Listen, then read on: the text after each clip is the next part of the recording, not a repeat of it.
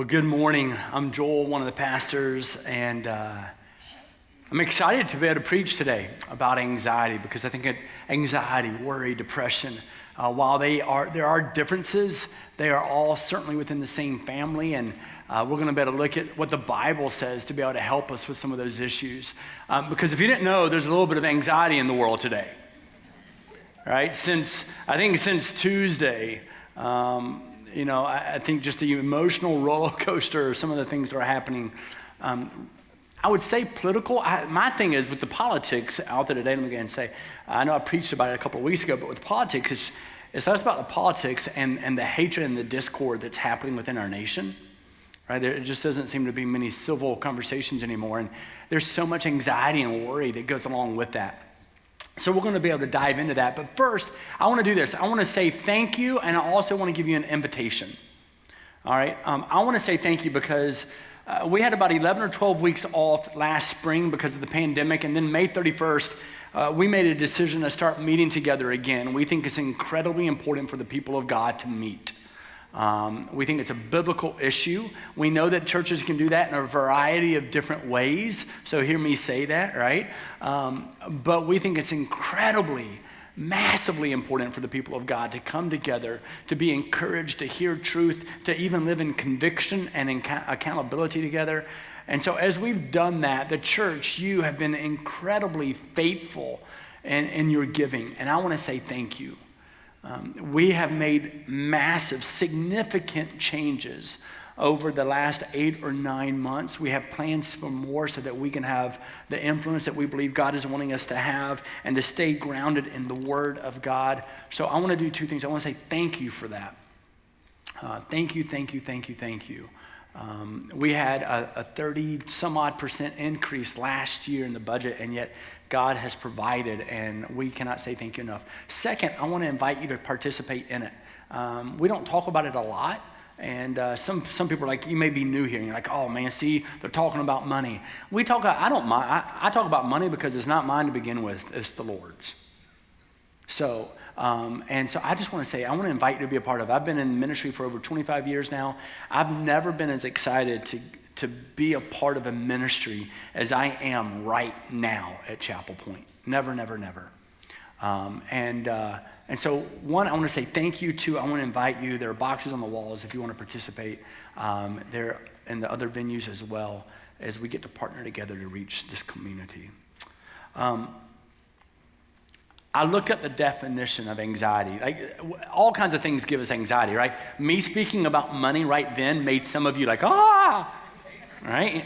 You're like, oh no, relax, it's okay. It's not yours to begin with. And so we have anxiety when it comes to health, right? I know that when I'm sick, it's one thing. I'm like, okay, I'm sick, big deal. But when I remember I had my first kid and my son got like a cold, and I was like freaking out. I was like, what are we gonna do? And of course, my wife looks at me and she's like, just tell them what you tell everybody else, suck it up. And so, we get anxious about different things. For some of you, you get anxious about your marriage. Maybe some of you are going, hey, I don't know if our marriage is gonna make it, and there's anxiety that comes with that. Maybe you get anxiety or worry or even step into depression because maybe kids that you have and they're older in life, but the decisions that they're making. Maybe you're not sure if you're gonna be able to keep the job that you currently have, and you're the primary winner of or bringer inner of income, and so you're going, what do I do with that? Anxiety comes for all different reasons. Politics, right? The hatred that exists today. But I looked up a definition, and this is what I found. And get ready, because I'm going to give you a whole lot of Bible to write down today and some homework to be able to do. Definition of anxiety. It says a feeling of worry, a feeling of nervousness or unease, typically about an imminent event or something with an uncertain outcome. And I like this definition because one of the things that I think resonates with me is we have this anxiety in life and this worry in life right now, primarily because when we feel like there's an uncertain outcome. What's gonna happen? Right? It can be anything in life. You're uncertain of the outcome and your race starts, or your heart starts to race in a different way. I remember my wife is from Louisville, Churchill Downs, Kentucky Derby. Anybody know what that is? Horses, right? All right, so it's the craziest 2 minutes in sports, they say something like that. The race lasts for 2 minutes. And in those 2 minutes, and I'll wager big money. Like I think one year I wagered like a Jolly Rancher. So that tells you about me in betting. Don't really do it. So here it is, though. In those 2 minutes, my heart starts to race, and I'm like, is my horse going to win? And of course, my horse never wins. I lose a Jolly Rancher every year. But your heart starts to race, and because of the uncertain outcome, you don't know what's going to come of it. Some of us, we can watch a movie 3 times, and at the end, we know what's going to happen. It's like Titanic. And you're starting to sweat. I'm like, well, you already know the outcome. But that's what happens. We have this anxiety and this worry in life because of an uncertain outcome. And anxiety and depression and worry, what we need to understand is it's a very real thing. I looked up online. You can go there as well if you want to. And I looked up Anxiety Association. And actually, it came up with the Anxiety and Depression Association of America. And you can go to that website and you can press facts, and it'll give you different facts. And this is what it says. It says anxiety disorders, and this is speaking about anxiety and depression. I told you they're in the same family. Anxiety disorders are the most common mental illness in the United States, affecting over 40 million adults in the United States, 18 and older. That's 18.1% of adults. So almost 1 out of 5 adults, that would represent a lot of you now, actually have an anxiety disorder.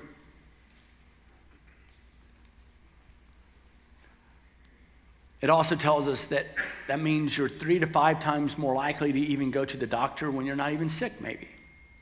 Right? And you just worry and you have this anxiety about everything.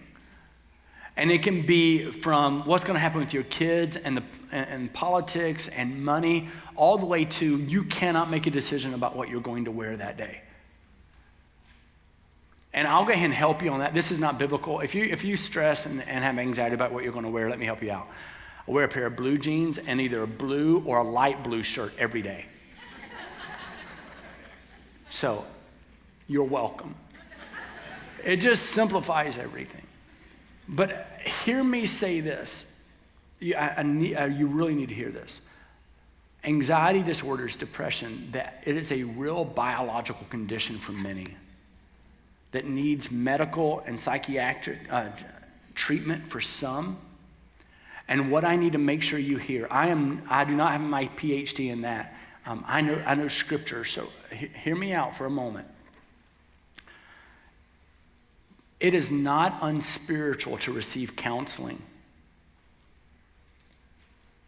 Like I grew up this wasn't in my church, but I think I'm in that age bracket. I grew up in the South, like where anything, if you couldn't overcome it by yourself, you weren't strong enough. Anybody know what I'm talking about? And yet we know that 1 out of 5 adults nearly suffer with actually an anxiety disorder. It is not unspiritual to receive counseling. It's not unspiritual to take medication when you need to take medication and to receive help. So hear me say this. Because again, I grew up in that generation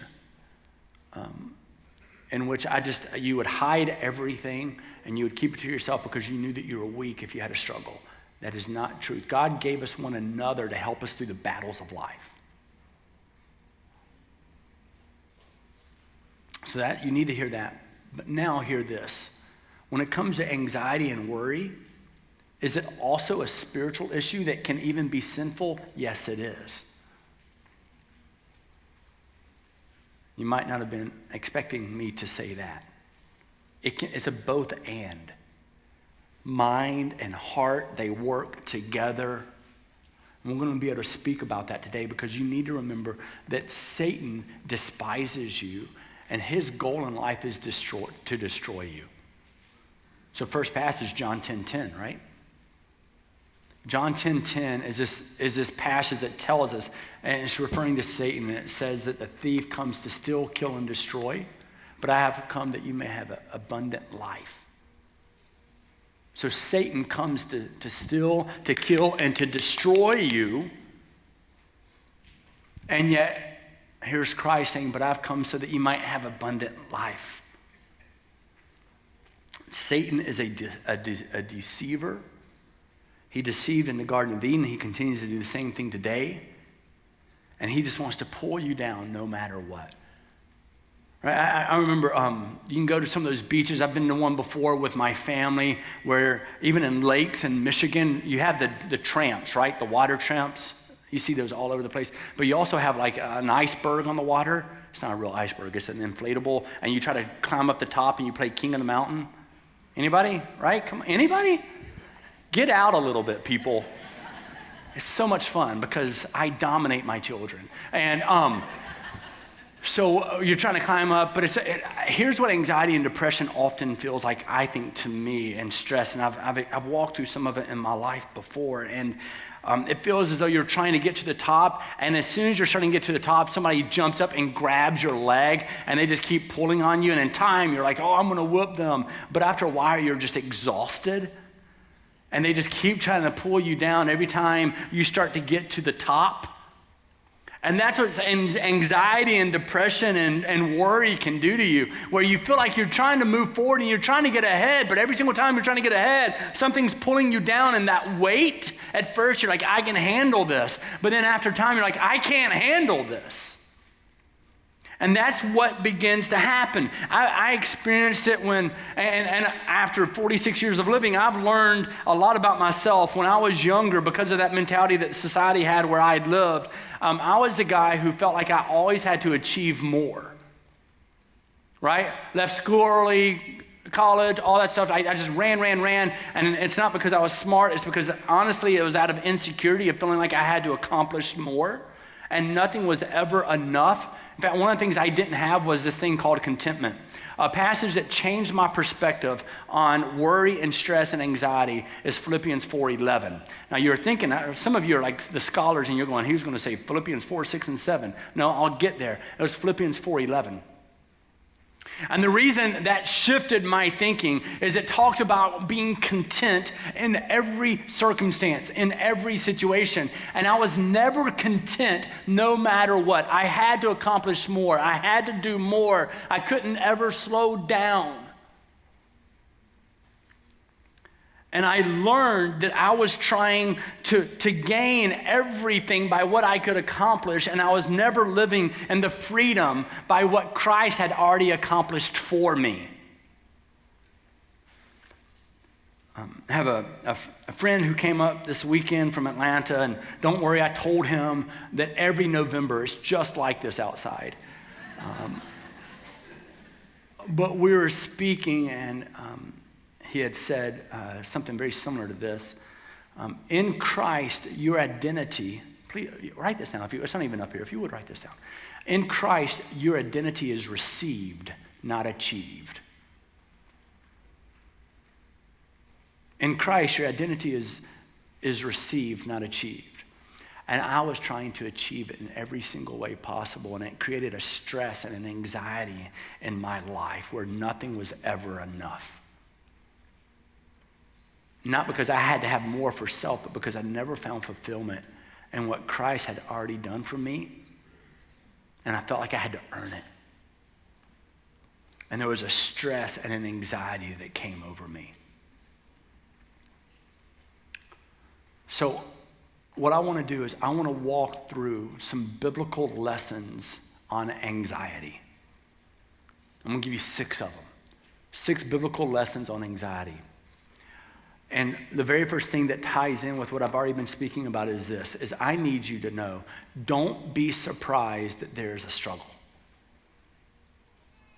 Don't be surprised that there's a struggle. A passage that I always look at is 1 Peter chapter 5,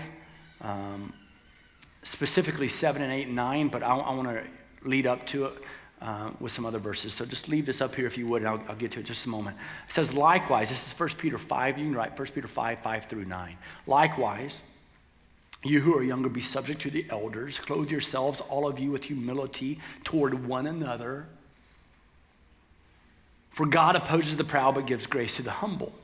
And then he says in verse 6, humble yourselves, therefore, under the mighty hand of God, so that at the proper time he may exalt you, casting all of your anxieties on him. Casting what? All of your, okay, you can do better. Casting all of your what? On him. It doesn't say keep all your anxieties, keep all your worry, keep all of your stress, make sure that you're wigging out about absolutely everything. He says, no, cast all of your anxieties on him. And then it says, why? Because he cares for you.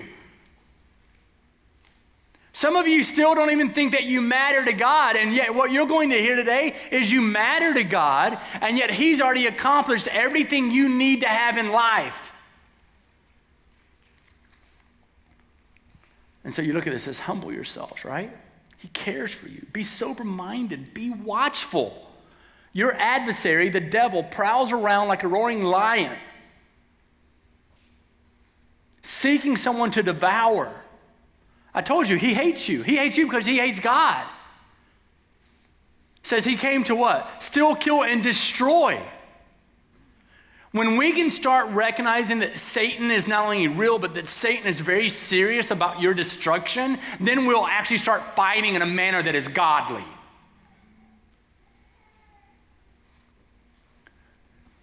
Seeking someone to devour, resist him, firm in your faith, knowing that the same kinds of suffering are being experienced by your brotherhood throughout the world.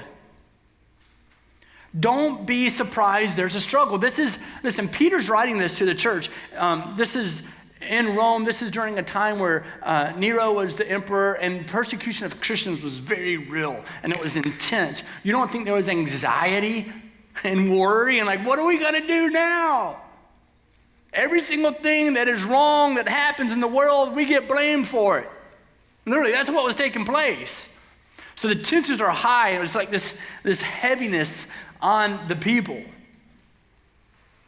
So don't be surprised that there's a struggle, because now he's writing to them, hey, listen, he's going to exalt you at the proper time. Just cast all the worries, all the tensions, all the anxieties, cast those on him. You got to remember, listen, you forgot, he cares for you. So don't be surprised that there's a struggle. Second thing, we need to start fighting with godly weapons. I'll jump into this in a second, but this is how I would characterize it. Several years ago, my family, with all the kids, we keep getting more and more of those Nerf dart guns. I think we have 25 to 30 of them. And they're a lot of fun. I enjoy it because, again, I dominate my kids. And it's very simple. I take the older two against the younger two. And I'm like, yeah. And so we're running around, and sometimes we'll get the whole family, we'll get other people to play. It'll be like 4-on-4, 5-on-5, and we turn off all the lights except for just light a couple of candles, because that's not dangerous at all to be shooting things. And anyway, but that's us. And so here I am, even my wife, we're crawling behind the couches, and we're like, anyway, it's so cool. Anybody in this afternoon? It's awesome. All right. So we're doing all of this, and the game was over. So you have to know when you're in the game, but here's what I've learned. If you keep playing the game and mama doesn't want you to keep playing the game, so you already know where I'm going to go with this, because I thought it was fun to keep winning, and I'm a little competitive. And so we're still, my kids, myself, we're all running around still shooting the guns. And my wife had decided it was time to bake. And so she's in the kitchen, and we're still shooting everywhere. Every once in a while, she's a casualty against the head or something like that. And finally, she had enough, and she took her spatula, and she raised it up, and she's like, that's it. And we just stared at her. I'm like, honey, that's a plastic spatula. What are you doing? You bringing a spatula to a gunfight?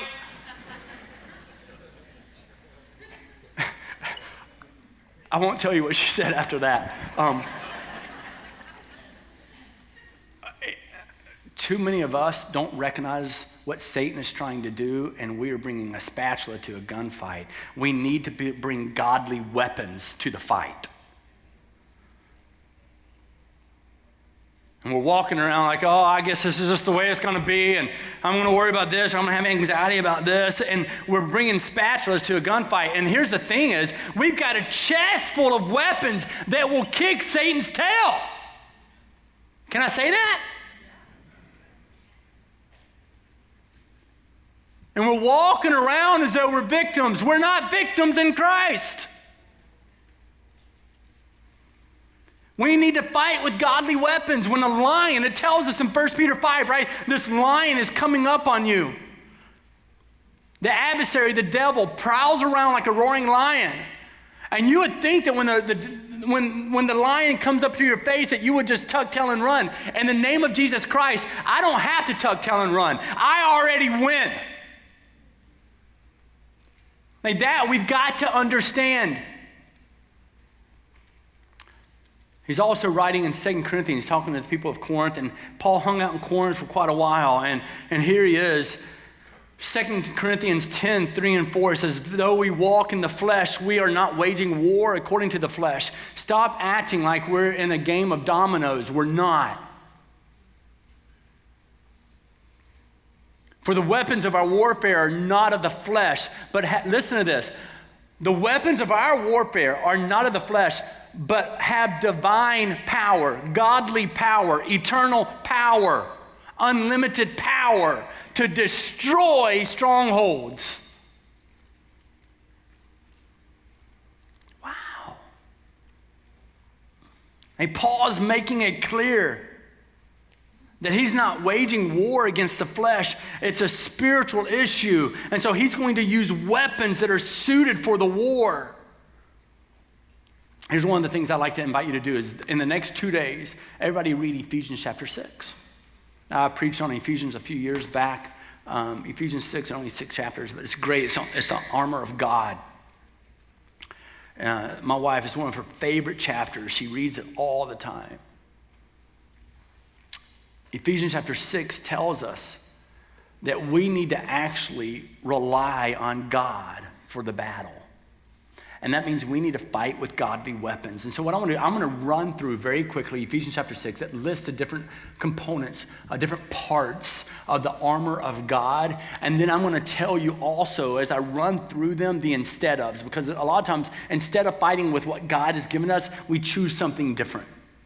So the very first thing, it starts with this belt of truth. And instead of fighting with the belt of truth, a lot of us are fighting with manipulation. Right? It's where you speak to something but not fully. You speak to something but it's not accurate. It's when you speak to something but you twist it and you allow it to be deceiving. Manipulation is lying, by the way. It's one of the things I'm trying to teach my kids. Just tell me straight up, no, don't tell me about your grades according to how you want me to hear them. I said, how are your grades? And then they start with, well, let me tell you where I think what they could become. I'm like, no. Stop learning from your father and just speak honestly. Right? It's like, don't manipulate, just tell me. And instead of putting on the belt of truth, we manipulate our words and we tell a story the way we want to tell them. And sometimes we're telling ourselves false stories. So instead of fighting with the belt of truth, often we're fighting with manipulation. Instead of fighting with the breastplate of righteousness, the breastplate of righteousness is because God knew that the combat would be up close. It would be personal. It protected your vital organs, your heart and your lungs and everything else. And he's saying, listen, fight with the breastplate of righteousness on. Not with the superficial stuff, the outward appearance, and you're going to make sure you look great, but inside you're wilting. Fight with shoes of readiness. Literally, it's shoes of readiness. Be alert, be watchful, right? Be ready to go. Don't put on your shoes of apathy. Well, I'll handle that later when I have to.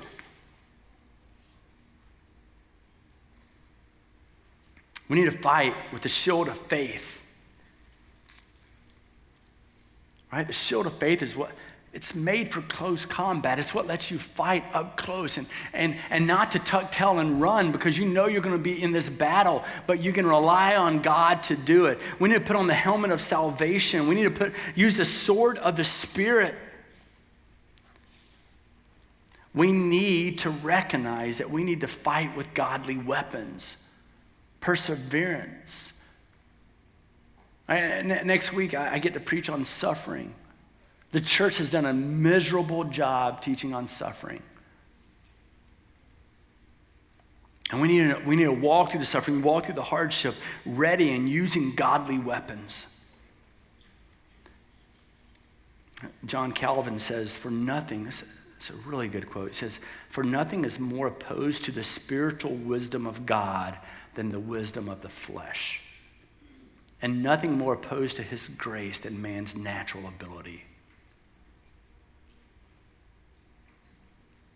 Finally, or not finally, but third, we need to pray. We speak often here at Chapel Point as being a transformed follower of Jesus, and we also speak about our default settings. Our default settings are prayer and discipleship. We need to pray not as simply a defensive, but also we need to pray as an offensive. We need to pray. One of the passages I always think about when it comes to prayer is recognizing that in 1 Peter chapter 5, verse 8, he says, "Be alert, be watchful." Some of the translations would even take that to lean in to say, "Be prayerful," right? That is how you are alert. That's how you are watchful. You don't wait for things to collapse and use prayer as a crisis mechanism. You pray because you trust God to give you the strength to walk through the crisis and to walk through the difficulty. Another passage is Luke chapter 9, but also Mark chapter 9. You have this thing called the Transfiguration. Luke chapter 9 is primarily known for this the Transfiguration, where you've got Peter, James, and John, the three closest to Jesus Christ. It's also known for Luke 9:23, where it says, "Take up your cross daily and to follow me." But here he is in Luke chapter 9, also on Mark chapter 9, and it says this guy has a son who's been possessed with this unclean spirit, right? You can imagine the anxiety and the worry. Here's this boy who's possessed with this demon, this spirit, and it was destroying his life, which is what Satan desires to do, to destroy your life. And the father came to Jesus and said, "Hey, listen, the disciples, they couldn't cast it out." And later on, the disciples are like, "Why couldn't we do this?" And Jesus says, "Listen, this kind can come out only by prayer." What a moment for the disciples. It can only come out by prayer. Prayer reveals your faith in the power of God. Not that God does what you want, but it shows you and it gives you the endurance and the energy, the perseverance to walk through in the midst of hard. So when you talk about anxiety, one of the things that we need to be doing is praying in the offensive, not just the defensive. Fourth, we need to take Jesus' hand. Another passage I want to encourage you with. I love what happens in Matthew chapter 14. It's such a cool story. This is when Peter and others are in the boat. Jesus walks out on water like, "What?" And Peter is like, "Hey, if it's really you, I want to walk out to you." And so we know in this passage it says, "Lord, if it's you, command to me to come to you on the water." This is verse 29. Jesus looked at him and says, "Come." So Peter got out of the boat, starts walking to him. And it says all of a sudden he saw the wind and the waves and he got worried and he began to what? Sink. And so he cries out, "Lord, save me." And you know he's crying out, "Lord, save me." And it says Jesus, verse 31, Jesus immediately reached out his hand and took hold of him. "Oh, you of little faith, why did you doubt?" Now don't skip over this part. It says Jesus, as soon as Peter called out to him, Jesus immediately, it doesn't say Jesus, once he made Peter sweat. It doesn't say Jesus, once he made Peter worry and suffer just enough. He says, no, immediately he reached out his hand. And we need to learn what it is to take Jesus' hand. Because we're fighting with worldly weapons. And we need to be fighting with godly weapons. And we need to be stepping closer to God. And sometimes in my own life, one of the things I've recognized is that I keep trying to live according to self. And when you live according to self, you're living in a sinful nature. And when you're living according to sin, you're going to be separated more from God. And so often I'm going, where's Jesus' hand? And yet I'm the one stepping away from him never away from me.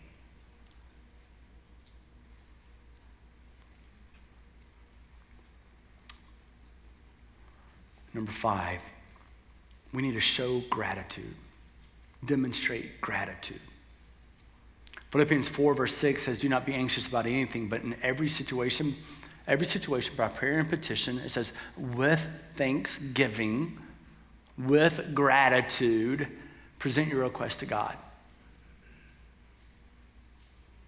Present your request to God with thanksgiving, with a great heart. And so often when we're living in anxiety and worry, what we do is we develop a list of complaints. We develop and build out a list of problems, and we present those to God, and they're reflective of our worry, but worry never adds any value to your life. And we need to understand that. Why are we giving so much to anxiety, so much to worry, so much to stress? And again, I know sometimes there are chemical imbalances, etc. Hear me say that. But we're giving ourselves to something that has no value. And so we need to show gratitude. And for me, gratitude is less about telling God how great he is. I need to do that. But it's actually more about me being reminded of how great God is. And so I need to articulate that. Because when I find myself in a place of gratitude, I find the list of complaints that I've built out in my own thinking, I find that list dwindling, shrinking, decaying, rotting, going away. And so we need to learn what it is to show gratitude.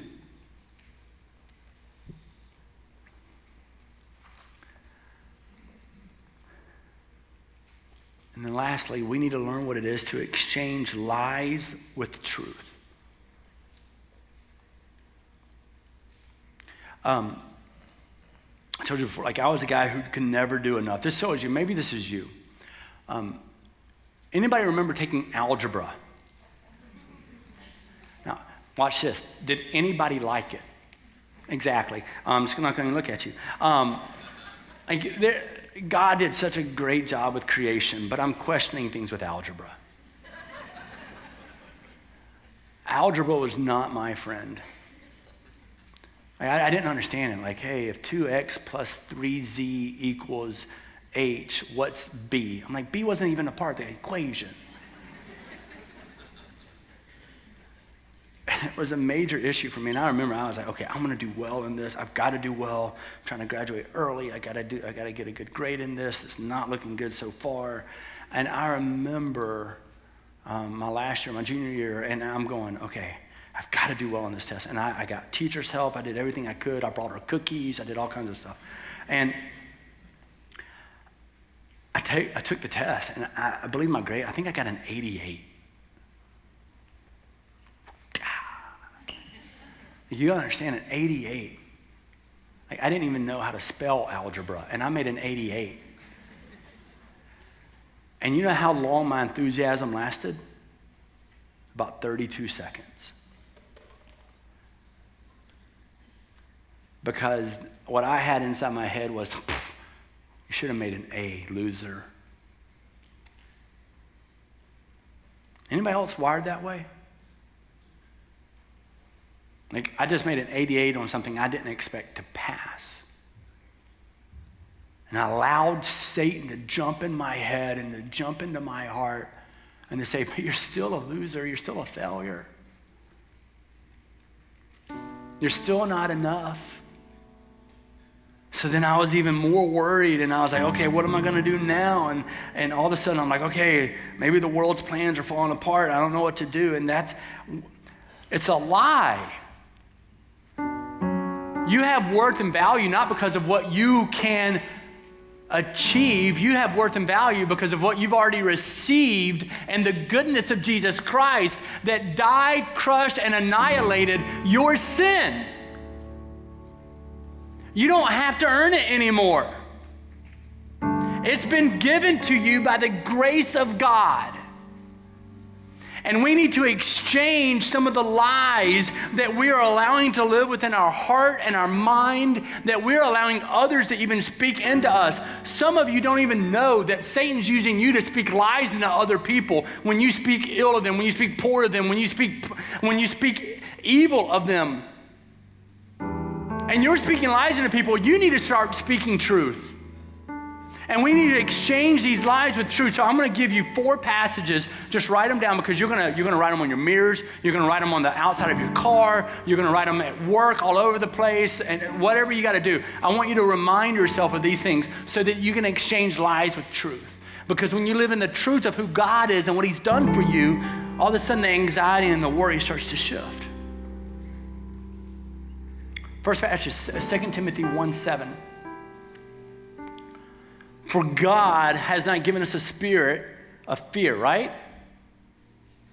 Not of fear, but of power and of love and of self-control.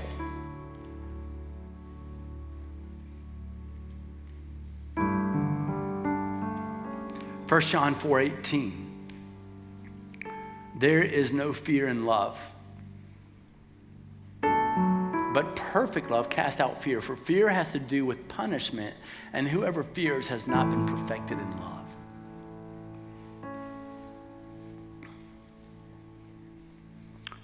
Psalm 55:22. Cast your burden on the Lord. Cast your burden on the Lord, and he will sustain you. So some of you are going, you don't understand, I'm in the deep end of the ocean, and I feel like, it's the story before. You feel like somebody's pulling you down, but you're in the water, and you feel like you're going to drown, and yet this says, listen, cast your burden on the Lord, and he will sustain you. He will never permit the righteous to be moved.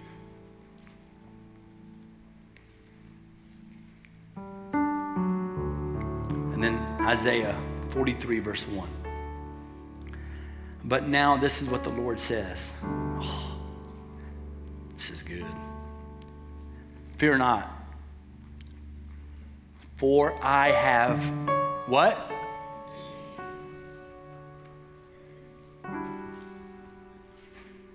Fear not, for I have redeemed you. I have called you by name. You are mine. Right? It's that big ball, right? You put the needle in it, it just deflates a little bit. All of a sudden you go, I'm good. I'm going to exchange the lies with the truth. I belong to God. I'm going to exchange lies with truth. I'm going to fight with godly weapons. And watch this. For the Lord has redeemed me. He has called me by name, and I belong to him. So when the lion comes up into my face, I will fight, because my God has already defeated the lion, and he will continue to defeat the lion.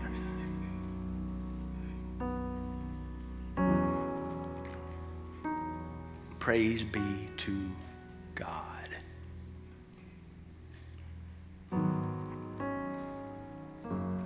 So Lord, I come before you, and I thank you for your work. I thank you for how you have called us out by name. I thank you for declaring that we're your children, and there are many wrestling with anxiety and worry and how to handle some of these things, but we're going to start taking you by the hand. We're going to show gratitude no matter what. We're going to fight with godly weapons.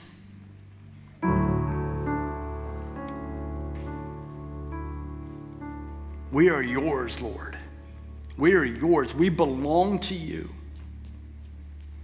And so even when the world seems chaotic, as though the wind is, like we're Peter on the water and the wind's blowing and the waves are getting higher and higher, God, we're going to rest in you. We are going to rest in you.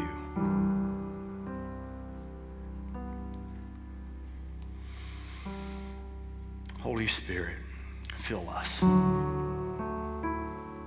Amen.